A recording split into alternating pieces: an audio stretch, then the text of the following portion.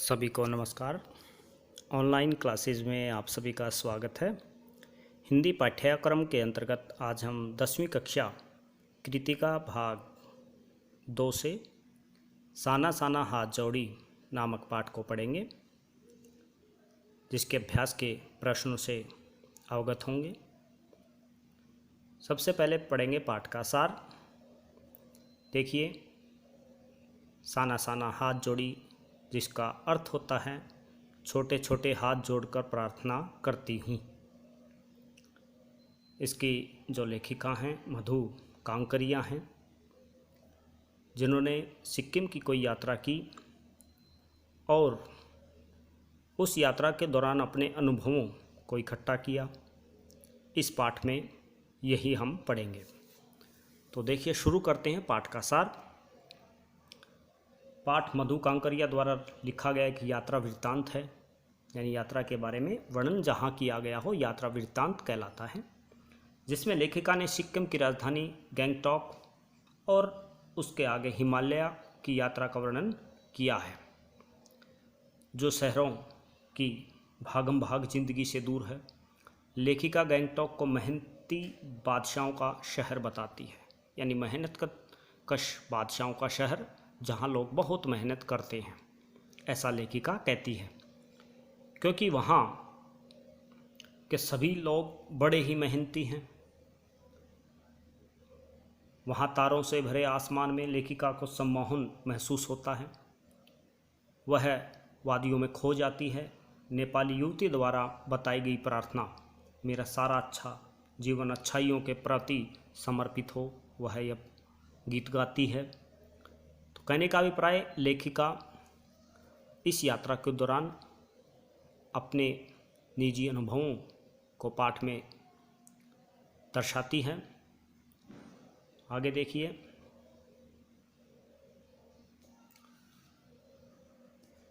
अगले दिन मौसम साफ न होने के कारण लेखिका कंचनजंगा की चोटी तो नहीं देख सकी। सिक्किम में कंचनजंगा सबसे ऊंची चोटी है, भारत की सबसे ऊंची चोटी, परंतु ढेरों खिले फूल देखकर खुश हो जाती है।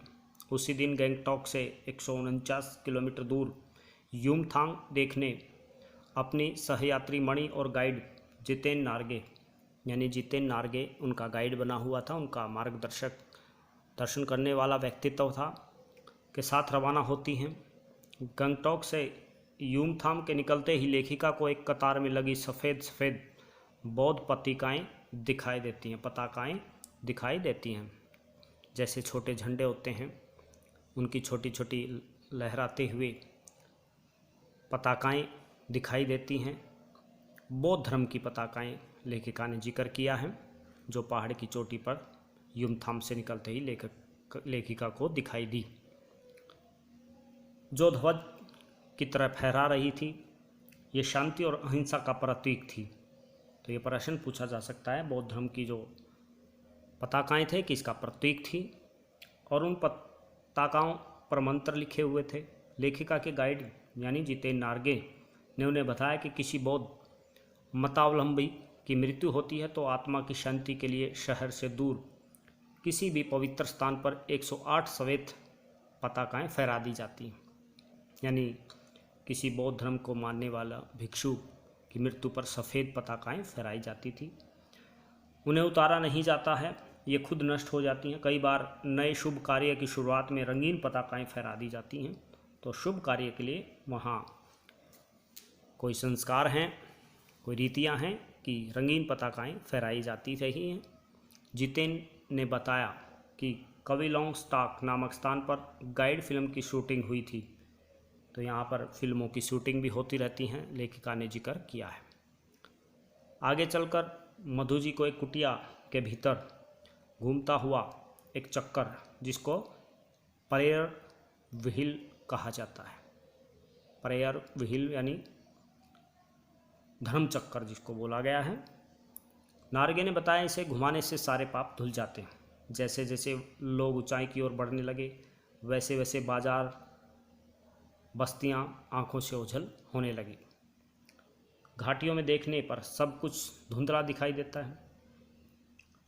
उन्हें हिमालय पल पल परिवर्तित होते हुए महसूस होता है वह विशाल लगने लगता है। 7 सिस्टर वाटरफॉल, कोई झरना है जिसका नाम रखा है 7 सिस्टर्स वाटरफॉल। सभी लोग वहाँ की सुंदरता को कैमरे में कैद करने लग जाते हैं। झरने के पानी में लेखिका को ऐसा लग रहा था जैसे वह उनके अंदर की सारी बुराइयां और दुष्टता को बहाकर यहाँ पे बहाकर आएगा, बहाकर ले जा रहा हो। रास्ते में प्राकृतिक दृश्य पल पल अपना रंग ऐसे बदल रहे थे जैसे कोई जादू की छड़ी घुमाकर सब कुछ बदल रहा हो। थोड़ी देर बाद जीप थिंक ग्रीन लिखे शब्दों के पास रुकी। कोई बोर्ड लगा होगा जिसके पर लिखा हुआ था थिंक ग्रीन, यानी पेड़ पौधों के बारे में सोचें। तो लेखिका ने अपने अनुभव और सुंदर झरनों का वर्णन किया है। आगे चलते हैं। वहाँ सभी कुछ एक साथ सामने था। लगातार बहते झरने, नीचे पूरी तरह से बह रही नदी तीस्ता नदी, सामने धुंध, कौन सी नदी याद रखेंगे, तीस्ता नदी। ऊपर आसमान में बादल, धीरे धीरे हवा चल रही थी। यानी प्राकृतिक जो सुंदर सौंदर्य था वह अपने आप में अनुपम था। इतने अच्छे वातावरण में लेखिका जो है, कोई कर्मचारी ने बताया कि यहाँ पहाड़ी रास्तों को चौड़ा बना देती हैं। कई बार काम करते करते किसी न किसी व्यक्ति की मृत्यु हो जाती है, क्योंकि जब पहाड़ों को डायनामाइट से उड़ाया जाता है, यानी बम से उड़ा दिया जाता है, तो उनके टुकड़े इधर उधर गिरते हैं। यदि उस समय सावधानी न बरती जाए तो जानलेवा हादसा हो जाता है। लेखिका को ऐसा लगता है कि सभी जगह आम जीवन की कहानी एक सी है। आगे चलने पर रास्ते में बहुत सारे पहाड़ी स्कूली बच्चे मिलते हैं। जितेन नार्गे ने बताया कि ये बच्चे 3-3.5 किलोमीटर पहाड़ी चढ़कर स्कूल जाते हैं। यानी देखिए आप, सिक्किम जैसे प्रदेशों में किस प्रकार बच्चे अपनी मेहनत करते हैं शिक्षा प्राप्त करने के लिए। 3 किलोमीटर ऊंचाइयाँ नाप देते हैं, चढ़ते हैं और फिर स्कूल पहुंचते हैं। ये बच्चे स्कूल से लौटकर अपनी माँ के साथ काम करते हैं। यहाँ का जीवन बड़ा कठोर है। जैसे जैसे ऊंचाई बढ़ती जाती है वैसे वैसे खतरे भी बढ़ते जा रहे थे। रास्ता तंग होता जा रहा था। सरकार की गाड़ी धीरे चलाएं की चेतावनियाँ बोर्ड पर लगी हुई थी। यानी सरकार ने बोर्ड लगा रखे थे कि गाड़ी धीरे चलाएं, पहाड़ी इलाका था, ताकि कोई घटना ना हो। बागानों में युवतियाँ सिक्किमी परिधान पहनकर चाय की पत्तियाँ तोड़ रही थी। चारों ओर इंद्रधनुषी रंग छटा बिखेर रहे थे। युमथान पहुँचने से पहले लोग लायुंग रुके। लायुंग में लकड़ी से बने छोटे छोटे घर थे। लेखिका सफ़र की थकान उतारने के लिए तीस्ता नदी के किनारे फैले पत्थरों पर बैठ गई। जितेन के साथ अन्य साथियों ने गाना बजाना शुरू कर दिया। लेखिका की सहयात्री मणि ने बहुत सुंदर नृत्य किया। लायुंग में अधिकतर लोगों की जीविका का साधन पहाड़ी आलू, धान की खेती और शराब था। लेखिका को वहाँ बर्फ़ देखने की इच्छा थी, परंतु वहाँ बर्फ़ नहीं मिली।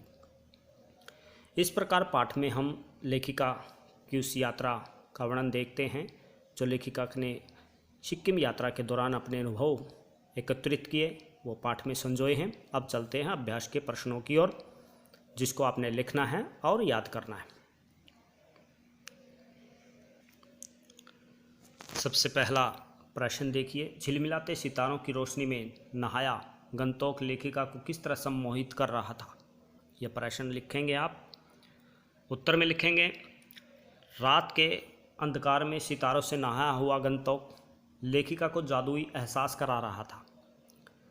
उसे यह जादू ऐसा सम्मोहित कर रहा था कि मानो उसका अस्तित्व स्थगित सा हो गया हो। यानी उसका अपना जो जीवन है, अपना जो अस्तित्व है, वह बदल सा गया है। सब कुछ अर्थहीन सा था। उसकी चेतना शून्यता को प्राप्त कर रही थी। वह सुख की अतीन्द्रियता में डूबी हुई, यानी जहाँ इंद्रिय नहीं पहुँच सकती, हमारा इंद्रिय सुख समाप्त हो जाता है वहाँ पर वह सुख प्राप्त कर रही थी, उस जादुई उजाले में नहा रही थी जो उसे आत्मिक सुख प्रदान कर रही थी। तो ये आप उत्तर में लिखेंगे।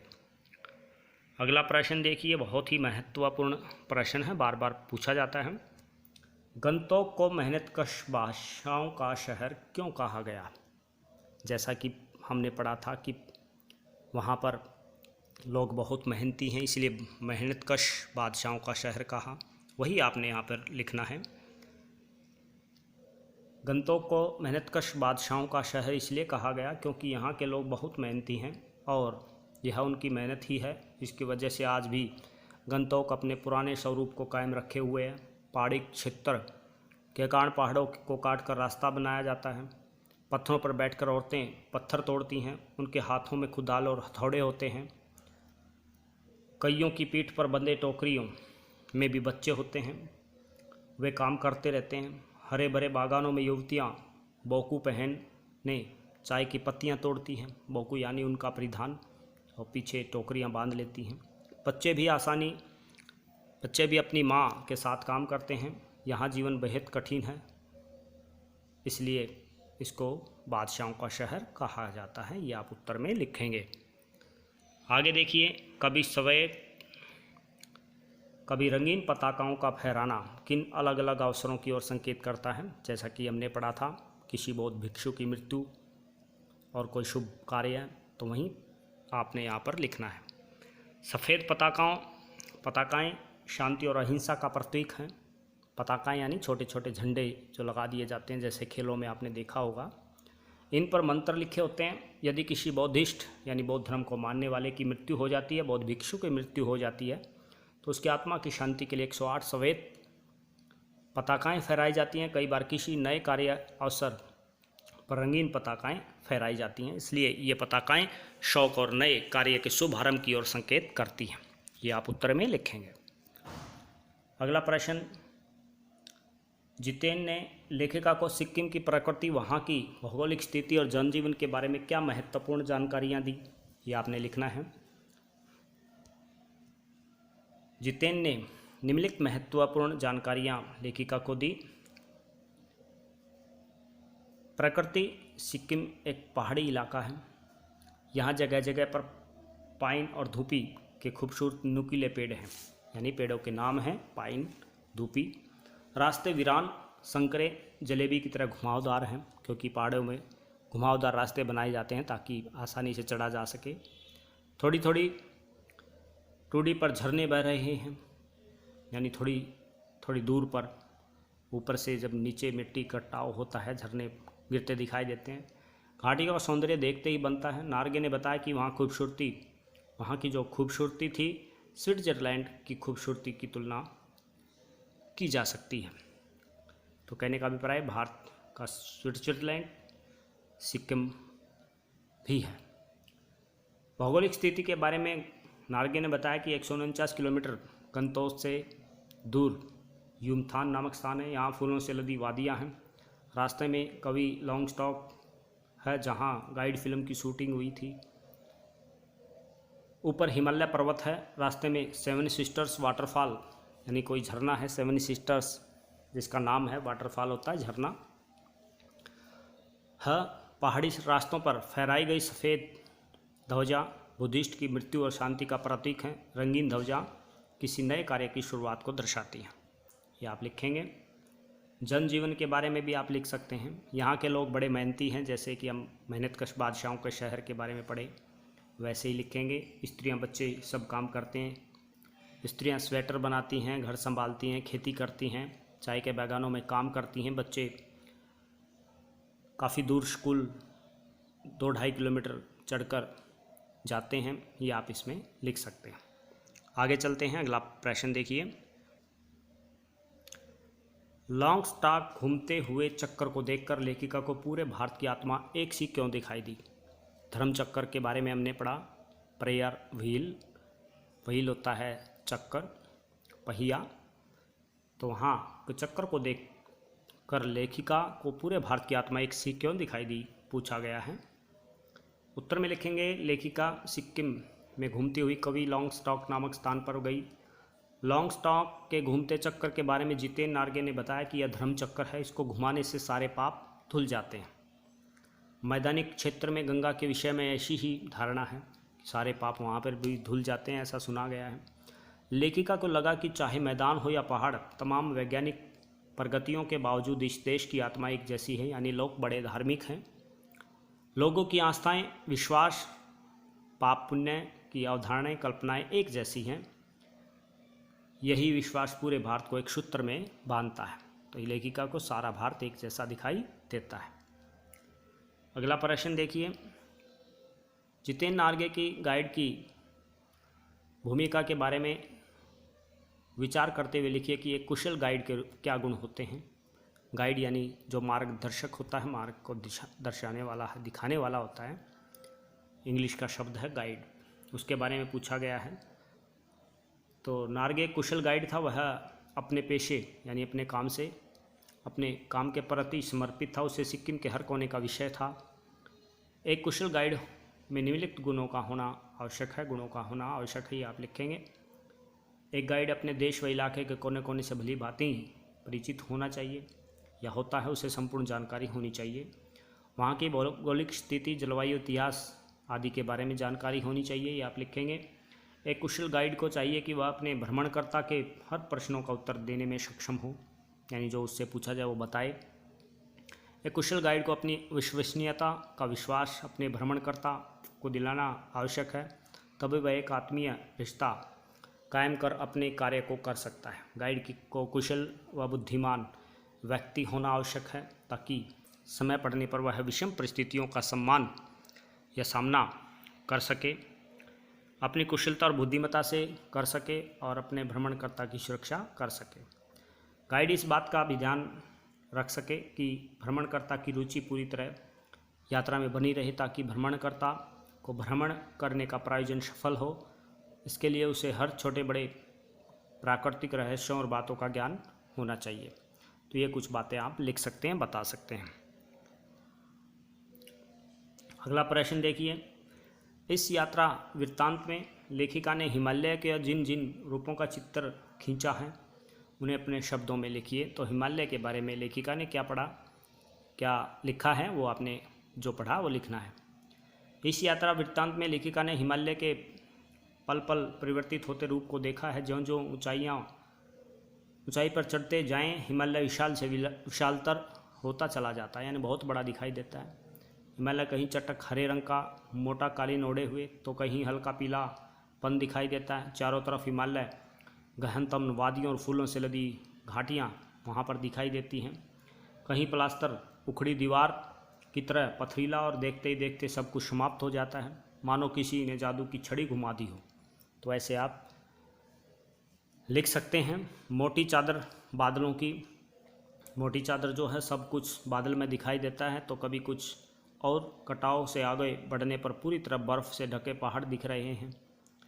चारों ओर दूध की धारा सी बहती हुई, यानी जल प्रपात जो झरने वगैरह थे दिखाई देते हैं।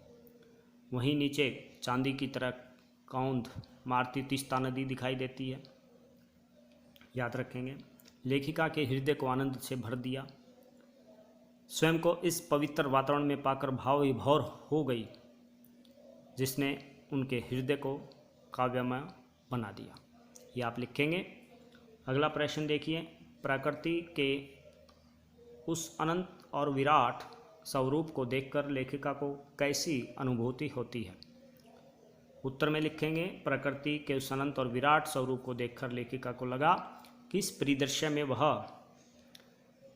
परिदृश्य को वह अपने अंदर समेट ले। लेखिका चित्रलिखित सी माया और छाया के अनूठे खेल को भर भर आंखों से देखती रही थी। उसे लगा कि प्रकृति उसे सयानी बनाने के लिए कुछ जीवन रहस्यों करने पर तुली हुई है। इन अद्भुत और अनूठे नज़ारों से लेखिका को पल भर में जीवन की शक्ति का अनुभव करा दिया। उसे ऐसा लगने लगा कि वह देश और काल की पारापार से दूर, यानी देश जो हमारा भारतीय परंपराएं हैं, भारतीय संस्कृतियां हैं, इन सब से परे होकर बहती धारा बनकर वह बह रही हो। उसके मन में जो सारा मैल था, वासनाएं थी, निर्मल धारा में बहकर नष्ट हो गई हों, ऐसा उसको प्रतीत होता है। अंत में देखिए, प्राकृतिक सौंदर्य के अलौकिक आनंद में डूबी लेखिका को कौन कौन से दृश्यों ने झकझोर दिया, यानी कौन कौन से दृश्य झकझोर गए, यह पूछा गया है। उत्तर में आप लिखेंगे, लेखिका हिमालय यात्रा के दौरान प्राकृतिक सौंदर्य के अलौकिक आनंद में डूबी हुई थी, परंतु जीवन के कुछ सत्य जो इस आनंद में भूल चुकी थी, अकस्मात वहाँ के जनजीवन ने उसे झकझोर दिया। वहाँ कुछ पहाड़ी औरतें जो मार्ग बनाने के लिए पत्थरों पर बैठकर पत्थर तोड़ रही थी, उनके आटे सी कोमल काया पर हाथों में कुदाल और हथौड़े थे। कईयों की पीठ पर बच्चे बंधे हुए थे। इनको देखकर लेखिका को बहुत दुख हुआ कि ये हम सैलानियों के भ्रमण के लिए हिमालय की दुर्गम, यहाँ दुर्गम आएगा, घाटियों में मार्ग बनाने का कार्य कर रही हैं, जहाँ पर जान कब जाए कोई नहीं जानता। इनके लिए यह भोजन मात्र पाने का साधन है और हमारे जैसे सैलानियों के मनोरंजन का साधन। यानी वहाँ कितने मेहनत लोग करते हैं और हम सैलानी बनकर मनोरंजन के लिए वहाँ जाते हैं, लेखिका सोचती है। दूसरी बार उसकी जादुई निंद्रा तब टूटी जब पहाड़ी बच्चों को उन्होंने लिफ्ट मांगते देखा। लिफ्ट हदफ है।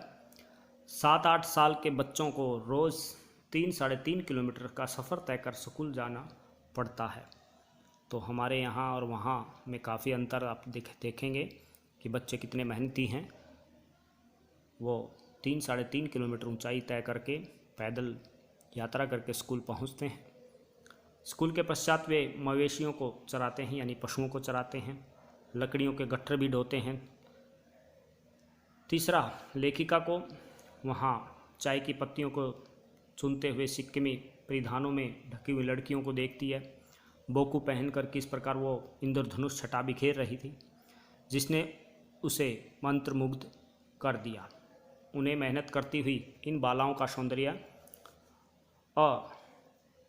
असहाय सा लग रहा था, यानी बहुत ज़्यादा जो वह अपने हृदय में नहीं समा सकती, ऐसा सौंदर्य उसको देखने को मिला। अंतिम प्रश्नों में चलते हैं। सैलानियों को प्राकृतिक अलौकिक छटा का अनुभव कराने में किन किन लोगों का योगदान होता है, ये उल्लेख करें। यह आप स्वयं बनाएंगे।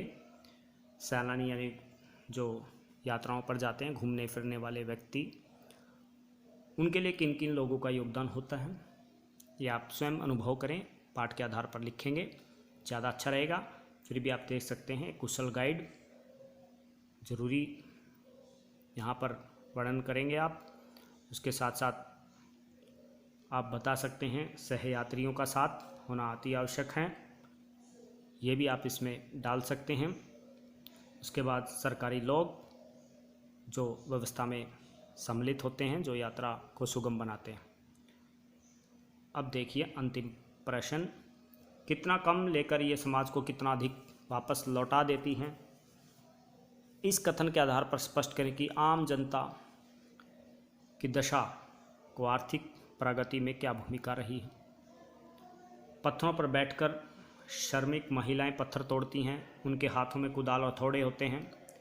कईयों की पीठ पर बंदी टोकरी में उनके बच्चे भी बंधे रहते हैं और वे काम करते रहते हैं। हरे भरे बागानों में युवतियां बोकू पहन चाय की पत्तियां तोड़ती हैं। बच्चे अपनी माँ के साथ काम करते हैं। इन्हीं की भांति आम जनता भी अपनी मूलभूत आवश्यकताओं की पूर्ति के प्रयास में जीविका रूप में देश और समाज के लिए बहुत कुछ करते हैं, यानी बहुत योगदान देते हैं। सड़कें, पहाड़ी मार्ग, नदियाँ, पुल बनाना, खेतों में अन्न उपजाना, कपड़ा बुनना, खानों कारखानों में कार्य, अपनी सेवाओं से राष्ट्र आर्थिक स्थिरता प्रदान करके उनकी रीढ़ की हड्डी को मजबूत करते हैं, यानी देश को मजबूत करने का जो ये कार्य करते हैं, ये अनोखा है, अनुपम है। तो ये थे कुछ महत्वपूर्ण अभ्यास के प्रश्न जो आपने लिखने हैं। इन प्रश्नों को याद करना है। धन्यवाद। आपका दिन शुभ हो।